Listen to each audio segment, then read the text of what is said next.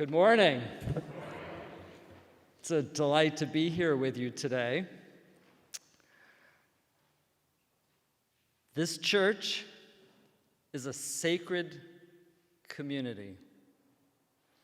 You are already doing tremendous good for yourselves, your families, and the Red Bank community.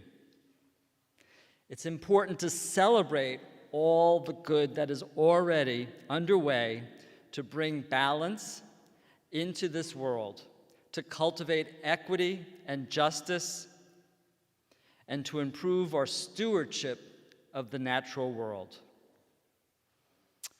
As Ken shared, I work at Water Spirit in Rumson, and we're a spiritual ecology organization. I have witnessed over my decades of work as an educator that we must heal the divide between science and spirituality. Many of you are already on that journey, and if not, I invite you to join us. Science helps us to clarify the physical dynamics of our environmental crisis, but solutions must begin from our expressions of love for each other, for future generations, and of course for our earth as well. Each generation, it seems, faces new challenges for ensuring the protection of natural lands and waters. Our challenges today can seem overwhelming. Already, commentators are hoping that Artemis II and the images it provides of Earth can strengthen our collective commitments to pursue planetary health and reduce our planetary threats, and of course that includes warfare as well. It's important to remain hopeful that we have the capacity to address the serious crises we face, but we must also take to heart the words of our critics who spotlight our lapses, right? So self-reflection, listening, these are important for us all. Today, I want to go back to Greta Thunberg's message in 2018 to a United Nations climate change meeting in Poland when she said, "You say you love your children above all else, and yet you are stealing their future in front of their very eyes."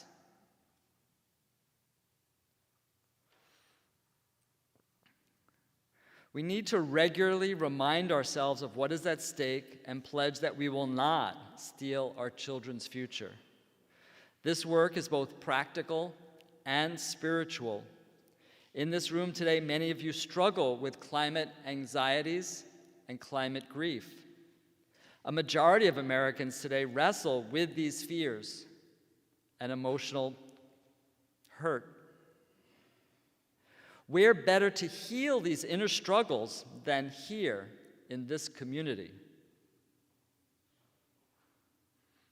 Working with national partners, my organization, Water Spirit, offers a 10-step program to explore, process, and challenge these complex emotions to strengthen our mental health and our capacities to live open-hearted lives. So I invite you to learn more about the types of 10-step programs we offer at Water Spirit, or just to step more deeply into this world of confronting our hearts as much as our heads when we talk about climate change. To ensure that we do not steal our children's future, I want to assert that we should explore one central question and then discern how to measure our progress against that. For me, our central challenge is this: how do we want to share this planet, this beautiful, amazing home of ours?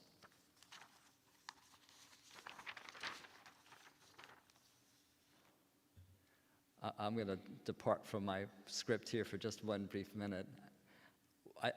One of the things I loved about my kindergarten experiences, which take us back a few years, is the centrality that sharing was given in that kindergarten space. And one of the transitions I experienced going into first grade was that now us children had to prepare for our adult world, and that sharing stuff, we needed to give that less attention. Just as kind of a bookmark in my own life for how sharing doesn't get the priority it deserves. So how do we share this planet? This isn't a question of science or policy. This is first and foremost a question of our values and morality. So don't let anybody else tell you otherwise, right? When we're, again, told sharing has to wait, no, sharing has to come front and center. Is our future one of lifeboat ethics, to borrow a phrase from environmental science, where only the strong will survive? Or is our future defined by expanding and stretching our capacities to care for and love one another? And when I say that, I mean not just our Red Bank community, not just the community of New Jersey or even the United States, but understanding we are a global family.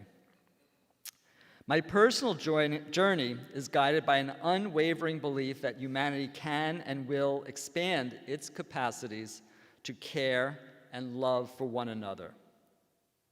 Part of my rationale for choosing love is that it aligns with the realities of our planet. These realities speak to our incredible interdependence. I can't exist without all of you, and vice versa. We need healthy ecosystems because they provide our food, and we understand today the complex supply chains of our economy. Just to wear a t-shirt or purchase a t-shirt requires an international network of workers.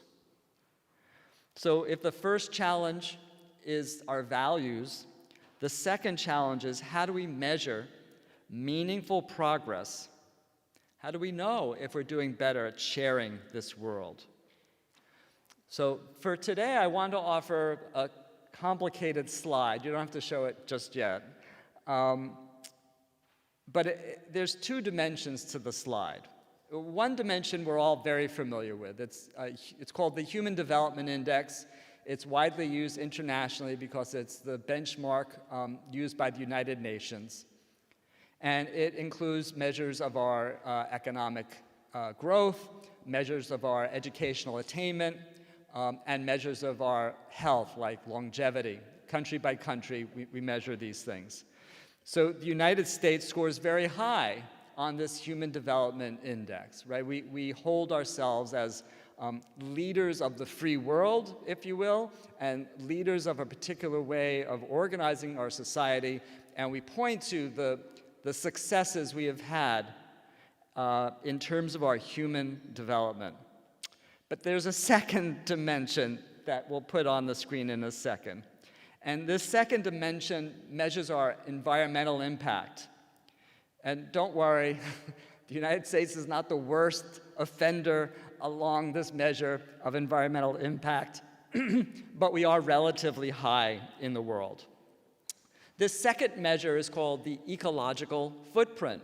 And in fact, the climate table that you'll circle through today, the climate table has a little quiz on carbon or ecological footprints, so you can get a little refresher on that a little later this morning.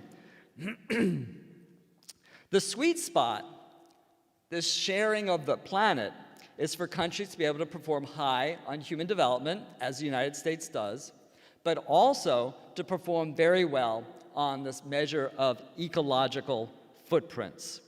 But that's not what we observe today.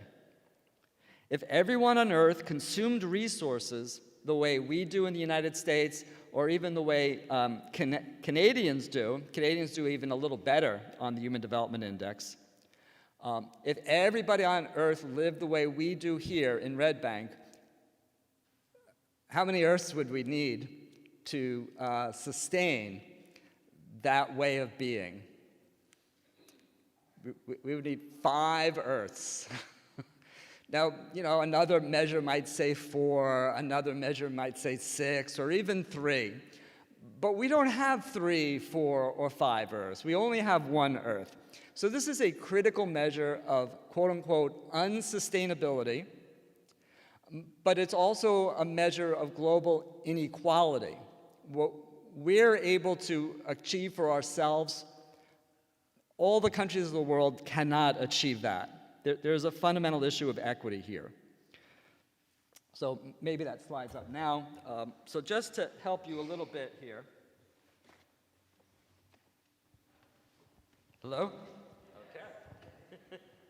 Mastering the art. I have to hold it at this angle. So you can see you have these color schemas over here, and North America is in blue. And I've highlighted United States and Canada that are in blue in the circle. And you can see adjacent to the circle is also circled the number 5. So you have all the countries of the world on this little graphic. And there's a little bit of glare depending upon where you are in the room. But we want to be high on the x-axis over here. We want to go out that way. But we don't want to go on the vertical axis. We want to bring that down into the lower quadrant called the Global Sustainable Development Quadrant. And we have a lot of work to be able to get there. And we can't do that as individuals. We have to do that collectively.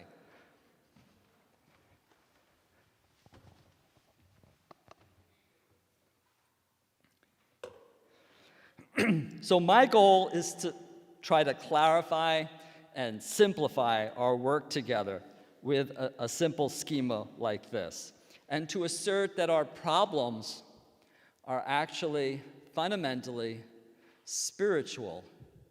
They're no longer technological.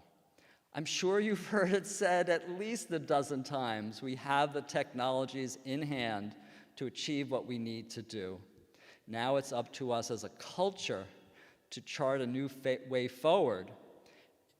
Now that we have all of this information, and in a culture like ours where we get 1 million messages a day, you'll forget this message by tomorrow. So we really need to develop a capacity as Red Bank, as a church, to kind of stay on mission. So I want to share one strategy that's vital for this work, one culture shift, one value shift. One of the things we've learned from the past few decades is that women's empowerment is a relatively low-cost and high-impact strategy for countries to achieve goals like lowering their greenhouse gas emissions or reducing their ecological footprint. One reason I recommend or one resource I recommend for this is called Project Drawdown. So Project Drawdown is done by scientists. It quantifies for us why there's a firm conviction that women's empowerment is an efficient strategy for us moving forward. But I want to take this one step further. I want to introduce you to an author, activist named Riane Eisler. She's in her 80s now, and she wrote a book back in 2007, The Real Wealth of Nations, Creating a Caring Economics. So this is spiritual work. We have the technologies to do it, but what will that future look like? A lot of you in the room would say, caring economics. I'm okay with that. We should do that. She argues there are 2 principal ways of organizing society, and this isn't an either-or proposition, but it's a matter of how much can we go in one direction versus another. One direction is about strengthening our partnerships, our ability to network with each other and work with each other as relative equals. The other model, also very prevalent in the United States, is our hierarchies. The military is a kind of a classic example of a hierarchically organized enterprise. That has to be that way in the military, at least as far as we culturally understand the way militaries function. So we need hierarchies in society, but we don't have enough emphasis on the caring, on the partnership. Rianne Eisler in this book talks about Scandinavian societies like Finland, Norway, and Sweden, and that they perform very well on the metrics that she's been analyzing around caring economics. So these are societies that do well, extremely well, the best in the world on human development, and they're performing a little better than we do in the United States. So it's not like they have all the answers that we need, but you've probably heard a lot about the fact that they bicycle a lot more in these Scandinavian countries. They have strong health care for their entire society, and lots of other elements that they have integrated into their policies. So as I start to wrap up, here's my pitch.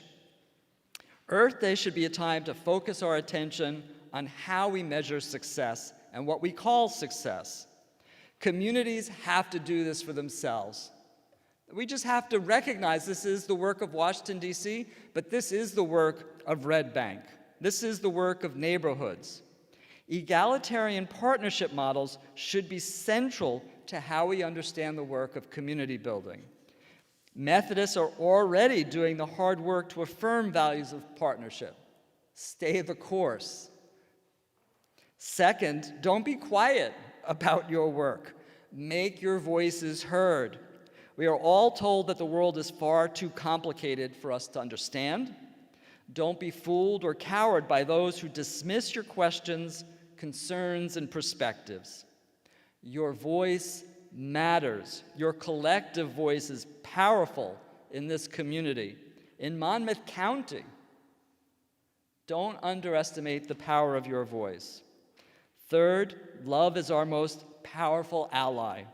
Our fears, our sorrows, our aspirations, our commitment to social and environmental justice, these come from deep within us. They are expressions of our collective love. Cultivate this love. Cherish this love. Some of you may be familiar with Thomas Berry. In 2009, Thomas Berry stated that the great spiritual mission of the present is to renew all the traditional religious, spiritual traditions in the context of the integral functioning of the biosphere of the planet. In other words, Thomas Berry is saying every day should be Earth Day. Just as we must strengthen human partnerships locally and globally, we're learning how to build new partnerships with the natural world. The more our economies and communities mirror ecological principles, the healthier our world becomes. We can continue our work to strengthen natural ecosystems, reduce pollution, and improve health and prosperity. Our faith communities, this faith community, is integral to that project. So as we celebrate today, let us learn the lessons the earth has to teach and recommit to our call to care for creation as loving stewards. Renew in us a spiritual connection with creation as it is threatened by our greed, apathy, and consumption. Move us to act in such a way that we may be agents in Earth's renewal. Help us to remember that we, too, are your creatures, and in you we find life, breath, and being. Amen. And that last paragraph is, I'm quoting that from a secondary source. Thank you all very much.